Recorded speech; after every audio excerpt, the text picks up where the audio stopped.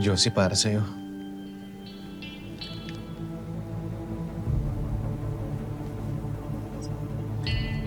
Oh, para sa'yo talaga to.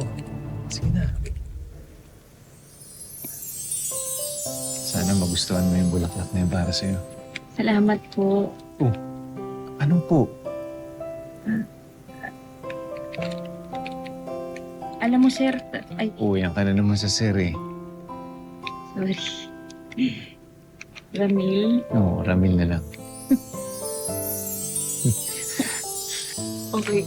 Okay, Ramil. Whew. Um, alam mo, mabuti kang tao. Napakabuti mo. At dahil doon, mas gwapo ka sa lahat ng mga gwapo.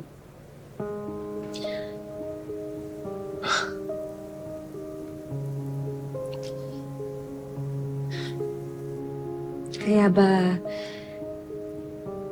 pilit mong pinaparamdam sa mga tao yung galit mo para layuan ka na lang nila? Natatakot ka ba na hindi ka nila tanggapin?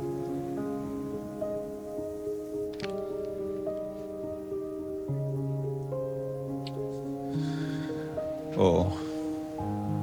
Dahil alam ko na huhusga nila ang itsura ko. Pati mga kasambahay sa akin. Masama ang tingin sa akin, kaya yun ang pinapakita ko sa kanila.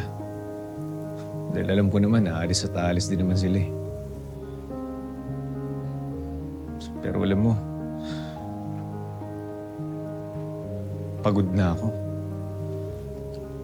Kaya nakapag-desisyon ako sa sarili ko eh. Na kung sakaling aalis ka, baka hindi na ako maghanap ng bagong kasambahay. Ikaw na yung huli.